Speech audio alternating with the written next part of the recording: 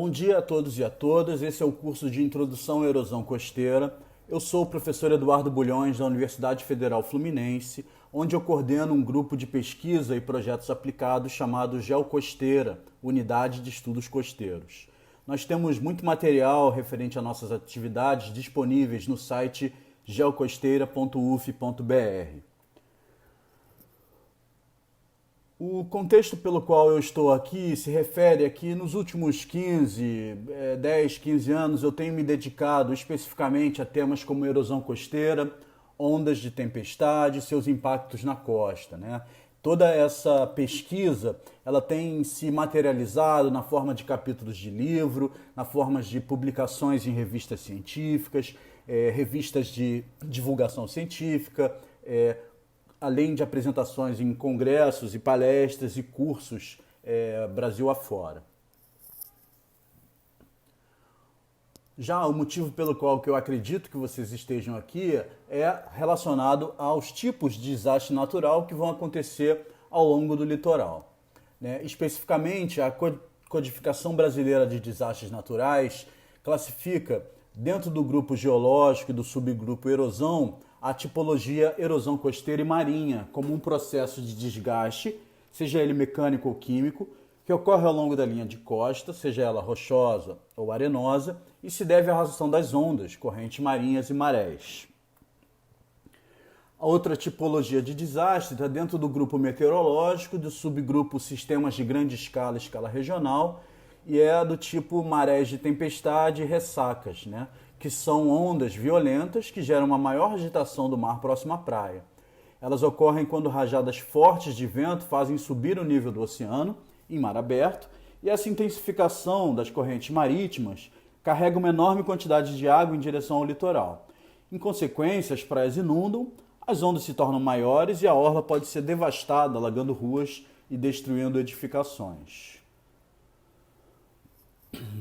Uma sugestão fundamental para entender a erosão costeira no Espírito Santo foi publicada em 2018 dentro do livro Panorama da Erosão Costeira no Brasil, onde existe um capítulo específico para o Espírito Santo, construído pela professora Jaqueline Albino, da Universidade Federal do Espírito Santo. A professora Jaqueline é uma amiga, uma profissional excelente para lidar com esse tema. Bom, o que é a erosão costeira? A erosão é resultante da deficiência desses materiais, areias, em determinado segmento do litoral, em determinado intervalo de tempo. Ela acontece quando os mecanismos que retiram os materiais movimentam volumes superiores aos mecanismos que suprem. Essa ideia de mecanismos que retiram e que suprem é o que a gente chama de balanço sedimentar, que vai significar o seguinte: para determinado recorte espacial, em determinado intervalo de tempo, existem mecanismos que promovem a supressão, ou seja, a retirada, o transporte, ou seja, a movimentação, e o suprimento, ou seja, a deposição desses materiais ao longo do litoral. Quando o balanço sedimentar é negativo, a gente tem o mecanismo da erosão, onde a supressão é maior que o suprimento. Quando o balanço sedimentar é positivo, a gente tem o efeito inverso, que a gente chama de acreção, onde a supressão é menor do que o suprimento. Esse balanço sedimentar negativo, ou déficit também, déficit sedimentar, ele pode ser resultante de eventos episódicos, exemplo, tempestades, ou resultante de uma tendência evolutiva, de médio ou longo prazo, onde determinado segmento da linha de costa migra em direção ao continente. Aí eu posso citar o recuo de falésias. A erosão costeira, dentro do contexto de uma tendência evolutiva, ela pode estar ajustada às variações no nível relativo do mar. Ou seja, se o nível relativo do mar ele sobe em comparação à posição da linha de costa, as praias tendem a erodir e com isso a gente chama de recuo erosivo. Como tendência evolutiva, a gente pode falar também ajustes da praia ou de determinado segmento da linha de costa a movimentos tectônicos ou ao vulcanismo. E não é o nosso caso, então eu não vou falar sobre isso. Por fim, a gente pode falar sobre ajustes às variações dos padrões de aporte e transporte de sedimentos e nos volumes dos depósitos costeiros. Ou seja, em médio e longo prazo a gente vai ter, pode ser associado ao clima ou não, variações no volume de materiais que são transportados e depositados na linha de costa, e isso faz com que uma praia, por exemplo, eventualmente eroda. Esse é o exemplo de Atafona. Atafona é uma praia no litoral norte do Rio de Janeiro que se sustenta basicamente com areias que são supridas pelo Rio Paraíba do Sul, onde a foz está bem aí no norte, na parte superior da imagem. Ao longo das últimas 4 ou 5 décadas, esse aporte sedimentar caiu drasticamente e a praia começou a apresentar um processo erosivo que é natural, mas vira um problema uma vez que a gente tem uma cidade, né, uma urbanização instalada sobre esse segmento, esse pontal arenoso, que é geologicamente instável. Um outro exemplo é uma frente de falésias ativas, vocês conhecem muito bem, sobretudo no litoral sul do Espírito Santo. Falésias ativas são feições erosivas, tá? Elas têm uma tendência de longo prazo de erosão, e a erosão ela não vira um problema uma vez, ou não é percebida como um problema, uma vez que não existe nenhum tipo de estrutura construída pelo homem, como casas, rodovias, praças e ruas nessas frentes de falésias, né? Então a percepção da erosão ela é diferente. Em relação a eventos episódicos, né, o principal que a gente deve citar são as ressacas, ou eventos de maré meteorológica, e as tempestades excepcionais, né, que são eventos de maior energia. Também temos problemas episódicos associados a padrões de ocupação da linha de costa e eventos episódicos associados às obras costeiras, à presença de obras costeiras. E a gente vai falar sobre essas coisas. Essa é uma imagem de satélite, na verdade um conjunto de imagens de satélite animadas, né?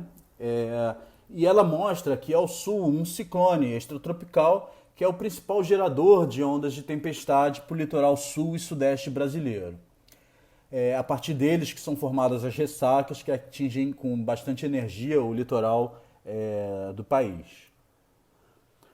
Um evento como esse é um recorte aqui para o sudeste, a gente tem ali o litoral do Espírito Santo. A bolha vermelha mostra a passagem dessas ondas de tempestade, e o litoral do Espírito Santo ele não é atingido de frente, como é o litoral, por exemplo, do Rio de Janeiro, né? Isso porque a orientação geral do litoral do Espírito Santo é voltada para leste-sudeste, para essa direção onde a gente normalmente não tem tempestades de sul e de sudoeste, por exemplo, atingindo com maior energia. Para dois tipos de costas diferentes, uma mais plana e uma mais íngreme, os impactos da erosão costeira, das ondas de tempestade, são menores, né? São diferentes, não menores. Numa área mais plana, tende a haver inundações. Numa área mais íngreme, a gente tende a ver a erosão mais acentuada, mais num segmento específico, né, da borda do oceano. Bom, no mundo, a erosão costeira ela é bem, digamos, disseminada. Esse é um estudo de Lugendijk e outros em 2018, publicado numa das principais revistas científicas do mundo, e mostra os pontos de erosão em vermelho ao longo do globo. A gente pode perceber pelos gráficos, na parte lateral direita e na parte inferior, que a erosão costeira ela não necessariamente obedece a critérios de latitude e longitude. Tá? Basta ter praia arenosa e basta ter déficit sedimentar que a gente tem o problema da erosão. Então, no litoral brasileiro, né, a gente tem pontos associados à região norte, ali a foz do Rio Amazonas, e no extremo sul, aí a gente tem outros pontos de erosão, mas aí já fora do nosso território, ou seja, o sudeste brasileiro, que representa aí o Espírito Santo, por exemplo, ele não aparece no contexto global como uma área, digamos, de erosão costeira acentuada. Ainda sobre esse diagnóstico, 24% do litoral arenoso do planeta recua por erosão costeira. As taxas superiores de erosão a 5 metros por ano são consideradas extremas e ocorrem em 4% do litoral arenoso global. Já no Espírito Santo, a erosão costeira ela vai ocorrer pontualmente em todo o território, do norte ao sul. Esse é um conjunto de cartas que demonstram a localização da erosão e da progradação, da acreção ao longo do litoral. A erosão está representada em vermelho e a acreção está representada em azul. Isso é fruto do trabalho que eu citei no início desse curso, da professora Jaqueline Albino, no livro Panorama da Erosão Costeira no Brasil. Essas cartas são fundamentais para qualquer tipo de planejamento ou qualquer tipo de ação frente ao tema da erosão costeira no litoral do Espírito Santo. É um mapeamento muito rico, com bastante detalhe e, de uma forma geral, se a gente considerar a linha de costa do estado como um todo, 16,3% ou aproximadamente 80 quilômetros da linha de costa sofre com os problemas de erosão costeira. Nesse trabalho que eu escrevi com a Luana Firmino, agora foi publicado esse ano, a gente tem alguns pontos, né, de referência da erosão costeira que estão representados aí em vermelho nesse mapa. Do norte para o sul, a gente vai ter problemas de erosão em Itaúnas, Guaxindiba, Bugia e Meleiras. Já o litoral aqui entre São Mateus, Linhares e Aracruz é normalmente estável. E aí a gente tem no litoral central ali do Espírito Santo, Nova Almeida, Capuba e Manguinhos e Camburi. E já para o litoral sul, aqui em Guarapari, Anchieta, Marataízes, a gente vai ter aí Santa Mônica, Maimbá, Praia de Coqueiros, Praia de Itaipava, Praia de Marataízes e Cações, como os pontos quentes, digamos, da erosão costeira no Espírito Santo. Esse gráfico ao lado mostra que durante os eventos de tempestade, as maiores ondas que passam pelo litoral do Espírito Santo, as mais frequentes, elas vêm da direção sul e sudoeste. Então essas ondas não geram tantos problemas porque, como eu já havia dito, elas não atingem frontalmente o litoral do Espírito Santo, a não ser em segmentos muito pequenos. Tá? O problema maior associado às condições oceânicas, né, para a erosão no Espírito Santo está aqui, com essas ondas de leste e nordeste, dessa direção associadas a ventos muito fortes. Né? A gente pode ter aí ondas com mais de 3 metros de altura associadas a essas condições. E é nesse caso que a gente tem o principal transporte de energia do oceano para a linha de costa, para o litoral do Espírito Santo.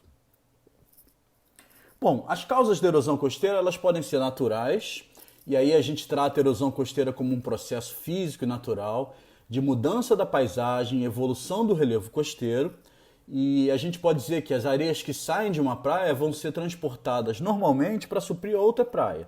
Então, naturalmente, a erosão costeira é um mecanismo de evolução da paisagem. As causas antrópicas, a gente associa a erosão costeira como um problema, né? A erosão ela vira um problema quando afeta o homem ou as estruturas que ele construiu ou valoriza. Nesse caso, várias ações do homem interferem no balanço sedimentar e criam artificialmente o problema da erosão costeira. E é reconhecido, por fim, na literatura, que as causas antrópicas são amplamente superiores às causas naturais quando a gente está falando de erosão costeira. Então é por isso que a gente vai focar nas causas antrópicas. A primeira causa antrópica que merece destaque é a mineração de areias, é o consumo de areias pelo homem. Para o padrão norte-americano, por exemplo, uma casa grande, para ser construída, ela consome algo na ordem de grandeza de 200 toneladas de areia. Um hospital, algo na ordem de grandeza de 3.000 toneladas de areia. 1 quilômetro de rodovia duplicada consome algo em torno de 30.000 toneladas de areia, enquanto que uma usina nuclear, que é uma mega estrutura, vai consumir aí na ordem de grandeza de 12 milhões de toneladas de areia. No mundo, estima-se que são 50 bilhões de toneladas de areia extraídas, mineradas por ano, para atender toda a nossa demanda, né, de construção civil. E não só para isso, né? Até areias cicliciclásticas elas servem, por exemplo, para se construir chips de computador, vidro. Então, ou seja, todo o nosso padrão de consumo está associado à exploração desse recurso mineral, que no mundo, né, a areia siliciclástica, né, a areia fragmento de rocha, é o recurso mineral mais explorado depois da água. Esse é sobre um documentário Sand Wars, que fala sobre a questão do consumo de areias no mundo. Eu retirei essa citação onde atualmente 50% das areias que chegavam ao mar não chegam mais. Elas estão barradas atrás de represas ou foram mineradas dos leitos de rios. Ou seja, metade daquilo que chegava na zona costeira não chega mais em função do uso que a gente faz desse material granulado. A segunda causa antrópica da erosão costeira que deve ser citada são as estruturas costeiras. E aí eu estou falando sobre obras de abrigo portuário, obras de defesa do litoral e urbanização de faixas de praia quando elas não consideram os elementos da dinâmica costeira. Quando elas não consideram adequadamente a dinâmica costeira, elas se apresentam como fatores que induzem a erosão em determinado segmento da linha de costa. Esse é um exemplo da construção de um mole de pedras, né? Uma estrutura massiva de blocos rochosos posicionada sobre a linha de costa causa efeitos, impactos positivos e negativos. Os impactos negativos levam a uma interrupção no fluxo de areias ao longo do litoral, que faz com que a praia acumule de um lado e eroda do outro. Tá? Então, o ambiente costeiro, os ecossistemas costeiros são muito sensíveis a essas grandes intervenções. Uma praia, ela se ajusta naturalmente às condições de onda. Quando o mar está calmo, a praia normalmente é construída, a areia se acumula. Durante tempestade, a praia vai se ajustar a essas condições de onda naturalmente. No entanto, quando a gente insere determinado tipo de estrutura como essa, paralela à costa, a gente quebra essa capacidade natural da praia se ajustar às condições de onda e pode, com isso, levar eventualmente ao desaparecimento de uma praia. Isso é muito comum, a gente vai ver outros exemplos daqui para frente. A terceira causa antrópica é a nossa vontade de urbanizar a faixa de areia, a vontade de trocar os ecossistemas costeiros por construções que nos agradam. Eu vou dar um exemplo de uma antropicosta, que é a cidade de Recife. Tá? Exemplos de costas urbanizadas existem no mundo inteiro. Tá? Nesse exemplo, cabe perceber que a urbanização avançou sobre o ecossistema costeiro, e o ecossistema costeiro, que compõe a praia, a sua vegetação ali nativa, ele está estrangulado entre o mar, né, e todo o ajuste às condições de ondas e a energia que é direcionada para o litoral, e a fixação, né, desse ecossistema costeiro com supressão de dunas, com supressão de vegetação, seja ela de restinga, seja ela de mangue. Isso faz com que haja uma fragilização desse ecossistema, né? E isso leva à erosão costeira, como um exemplo nessa imagem, que é uma rodovia importante no litoral do Rio de Janeiro, a rodovia RJ-106 Amaral Peixoto, onde num trecho aqui em Rio das Ostras, a rodovia ela já foi consumida pela erosão. E não adianta, por mais que se façam obras de defesa do litoral, a praia continua erodindo e os esforços para conter a erosão vão ser cada vez mais caros. Isso acontece porque quando existe um loteamento junto ao litoral, uma das primeiras demandas é a urbanização. As pessoas querem asfalto, elas querem iluminação pública, elas querem uma orla, eventualmente elas querem quiosques, ciclovias, ciclofaixas, infraestrutura de lazer, e essa infraestrutura acaba avançando cada vez mais sobre a praia, e nos momentos onde é necessário um ajuste, né, às condições de onda, acaba essa infraestrutura sendo erodida. Esse é um exemplo na cidade onde eu moro, da onde estou falando agora, que é a cidade de Macaé, no litoral norte do Rio de Janeiro, né? A área mais valorizada da cidade teve aí nos últimos, eu acho que em 2013, 2014, a construção dessa orla que foi feita exatamente em cima da praia. Então, eventualmente, durante tempestades, a gente tem aí as ondas atingindo diretamente esse estoque de areias remanescente, né? Quando ela consegue ultrapassar esse estoque remanescente de areias, ela vai atingir diretamente a estrutura, gerando prejuízo. E quando isso acontece, isso foi no dia seguinte àquela imagem anterior, né, a gente tem aí a contratação de uma empreiteira para refazer essa orla, uma vez que a gente está falando dos segmentos mais valorizados das cidades praianas, né? Então, essas obras geram custos adicionais. Para citar um exemplo no Espírito Santo, posso pegar uma imagem aqui de Meaípe. Os impactos são semelhantes, aí uma rodovia que está sendo destruída numa área, né, de frente de falésias, ou seja, se tem falésia, a gente tem um litoral em erosão, via de regra é assim, e se a gente constrói sobre esse litoral que está em erosão, em algum momento essa nossa construção ela vai ser danificada pela ação das ondas, né? Se a gente constrói estruturas como essas aqui, enrocamentos sobre a praia, o risco é que a praia desapareça. Aqui um exemplo semelhante em Piúma. E aqui um exemplo semelhante em Nova Almeida. Tá? Ou seja, urbanização sobre a praia gerando problemas erosivos. Bom, as consequências da erosão costeira, eu acho que vocês e todos nós já conhecemos algumas delas, né? A mais direta, nossa percepção mais direta é quando a gente tem destruição da infraestrutura urbana. Mas não é só isso. Então a gente tem destruição e perda de infraestrutura pública e privada, perda de habitats e serviços ecossistêmicos, uma vez que uma praia não é só uma praia, na verdade ela compõe o ecossistema costeiro. A gente tem perda de território, redução da biodiversidade, potencial aumento da ação destrutiva das ondas na costa. Uma praia e um campo de dunas são linhas de defesa naturais do litoral. Quando a gente retira um campo de dunas para urbanizar, ou quando a gente avança com a urbanização sobre a praia, a gente está perdendo essa proteção natural e a gente tem a tendência de uma praia em erosão erodir cada vez mais. Existem impactos negativos em atividades econômicas ligadas ao turismo, desvalorização de imóveis à beira-mar, impactos negativos para a pesca artesanal e para as comunidades as comunidades tradicionais, impactos negativos de difícil mensuração como os psicossociais e afetivos. Isso tem a ver com a sensação de pertencimento, né? Com a relação que as pessoas têm com aquele lugar. Por exemplo, aquela igreja que a pessoa frequentava não existe mais, aquela praça onde as crianças brincavam não existem mais, aquela casa de praia que você costumava ir no verão já foi destruída pelas ondas. Tudo isso gera impactos que eu chamo aqui de psicossociais e afetivos.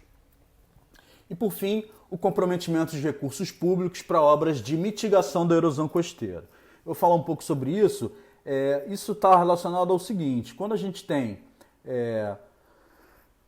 obras para reconstruir uma área que foi erodida, quem paga é toda a comunidade e às vezes o benefício ele está mais associado àquelas pessoas que moram e vivem de frente para o mar. Bom, os problemas associados à erosão costeira já estão mais ou menos claros e eu queria adicionar algumas coisas, né? Hoje em dia, mais de 60% da população mundial reside a menos de 60 quilômetros da costa. Localidades que não eram ocupadas ao longo do litoral começam a ser ocupadas e sofrer esse tipo de pressão. Os efeitos das mudanças climáticas vão se somar a essas pressões, como, por exemplo, aumento do nível do mar, aumento na frequência e na intensidade de tempestades. A ameaça para os ecossistemas costeiros é a perda dos hábitats de espécies litorâneas. Já a ameaça para o homem é a erosão, né? A erosão como um problema, e suas consequências, que eu já citei. No entanto, não é possível depender apenas dos processos naturais para o restabelecimento das características naturais em áreas urbanizadas, ou seja, o homem tem que intervir. Edificações e estruturas de apoio destruídas pela erosão são rapidamente reconstruídas, de modo que as paisagens pós-erosão muitas vezes apresentam uma marca humana maior do que as paisagens anteriores. O que eu quero dizer com isso? Imagine uma orla que foi destruída pela ação das ondas. Normalmente a nossa resposta para isso é construir estruturas de defesa do litoral, obras costeiras. Então o que se tem é o seguinte: eu tinha um litoral que estava artificializado pelo homem, uma orla, por exemplo, ele sofreu o impacto da erosão E minha resposta a isso foi construir novas estruturas para proteger aquilo que foi destruído, ou aquilo que foi destruído e vai ser reconstruído. Ou seja, então, depois da erosão, normalmente o litoral ele tende a ficar mais artificializado do que ele era antes, e esses problemas vão ficando acumulados. Existem muitas opções para defender o litoral e eu vou falar sobre isso agora, já encaminhando para o fim. A erosão costeira, esse é um artigo que eu publiquei na revista Ciência Hoje, é um problema grave que atinge vários países do mundo, causando redução de território, destruição de infraestrutura, perda de hábitats e fragilização dos ecossistemas. As soluções para defender o litoral existem, mas elas não são simples nem óbvias, mas elas devem ser pensadas levando em conta a ajuda da natureza. Sempre quando a gente fala de defender o litoral, a gente vai escutar a palavra estabilização da linha de costa. Esse é um conceito horroroso, porque é muito difícil estabilizar a linha de costa. E esse é um conceito que hoje está indo contra a tudo que a gente tem como perspectiva mais inteligente para lidar com os problemas da erosão costeira e com os problemas das ressacas, por exemplo. Então esse termo deve ser substituído por esse aqui, controle da erosão costeira. A partir de agora a gente vai falar sobre controle da erosão costeira. Existem muitas opções, aí eu vou citar e falar sobre adaptação, proteção com estruturas rígidas, proteção com alimentação artificial, retração e até fazer nada, às vezes é uma opção de controle da erosão costeira. Bom, a adaptação, ela indica conviver com o risco. Pode ser através da elevação de estruturas, como essas imagens, restrições ao zoneamento e ocupação do litoral, avisos sobre a ocorrência de tempestades, dentre outras estratégias para aumentar a capacidade dos habitantes em conviver com os impactos da erosão costeira ou eventos de tempestade que geram inundações. Outra forma tradicional é a proteção com estruturas rígidas, que são intervenções que visam agir no transporte de sedimentos, estabilizar ou ampliar a linha de costa e defendê-la contra a erosão. Eu poderia dar um curso inteiro só sobre proteção com estruturas rígidas, já publiquei muito sobre isso, tem outros materiais audiovisuais também sobre isso. Eu vou citar aqui só 3 exemplos porque a gente tem pouco tempo. O primeiro deles é um campo de espigões. Nessa imagem aparecem essas estruturas perpendiculares à costa que visam interromper o transporte de sedimentos ao longo da costa. Outro tipo de estrutura são os revestimentos. E aí tem várias formas de construir um revestimento a depender do objetivo e dos recursos disponíveis para a obra. Tá? Nesse caso a gente tem um muro de gabião. Isso aqui é numa praia aqui no norte do Rio de Janeiro. Inclusive esse muro de gabião já foi totalmente destruído em coisa de menos de 10 anos. E aí eu tenho um quebra-mar. Esse é o chamado quebra-mar destacado, que é essa estrutura que visa conter a ação das ondas na linha de costa. Normalmente um quebra-mar ele gera uma feição acumulada dessa aqui, que é um chamado de tômbolo. Outra forma de defender o litoral é a proteção com alimentação artificial. Consiste no suprimento de areia com características adequadas obtidas em áreas de empréstimo. Permite estabilizar ou ampliar praias sujeitas à erosão ou criar nova praia onde essa já tenha sido totalmente erodida. Ela tem sido reconhecida como a melhor intervenção contra a defesa da erosão costeira, já que não utiliza materiais estranhos à praia e apresentam baixos efeitos colaterais em áreas adjacentes. Dá para falar também muito sobre isso, e eu vou citar aqui o exemplo mais famoso que a gente tem no país, que é da praia de Copacabana. Na década de 70, final da década de 60, início da década de 70, foi feito um projeto de alimentação artificial, também às vezes é citado como engordamento de praia. A praia que tinha uma faixa de praia aproximadamente de 55 metros de largura, ampliou para algo em torno de 140 metros, mais a construção de avenidas e calçadão e toda aquela orla que a gente conhece como tal. Outro tipo de forma de defender o litoral é a retração. A retração ela é uma uma estratégia, né, de planejamento, é uma estratégia de não enfrentamento da erosão, e trata-se de um conjunto de medidas não estruturais de combate e adaptação aos impactos da erosão. De forma simples, pressupõe remobilizar a estrutura construída para terrenos à retaguarda, fora do alcance da área de erosão. É uma estratégia, como eu disse, de não enfrentamento.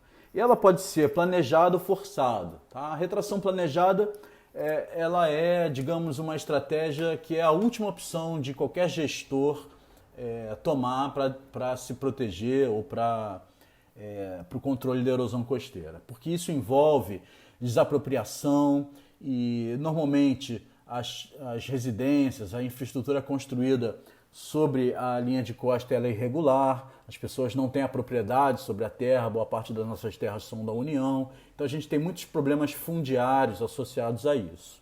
Normalmente a retração que acontece é aquela retração forçada.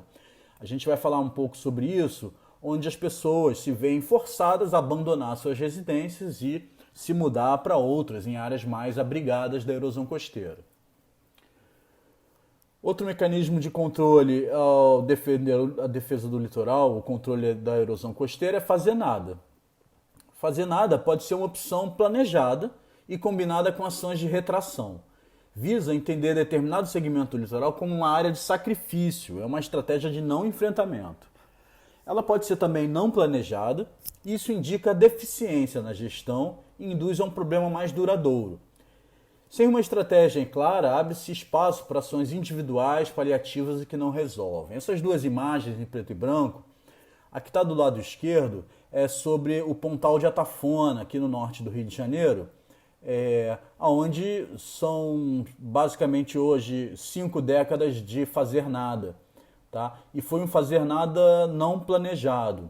Isso fez com que todas essas casas aí que estão sombreadas já desapareceram, além de outras, né? Porque essa já é uma imagem antiga. Ou seja, nesse caso que eu vou explicar com mais detalhes na aula do dia 3, na segunda parte desse curso, ela pode ser, de fato, um problema da gestão.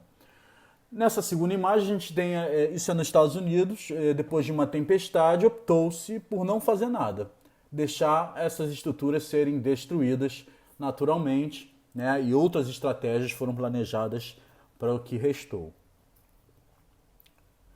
Bom, existem outras soluções também para o controle da erosão costeira, que elas têm ganhado força, né, sobretudo na última década, tá? E daqui para frente elas têm que ser consideradas em qualquer plano de controle da erosão. São as soluções baseadas na natureza, consideram aspectos da natureza como um meio de promover soluções para a mitigação das mudanças climáticas e cooperar nos desafios da adaptação humana, para vários setores, né? Mas para o caso da erosão costeira, a gente aqui está falando sobre, por exemplo, indução para a construção das dunas, né? Esse é um exemplo de cercas posicionadas ali para que as dunas se construam naturalmente e protejam adicionalmente o litoral.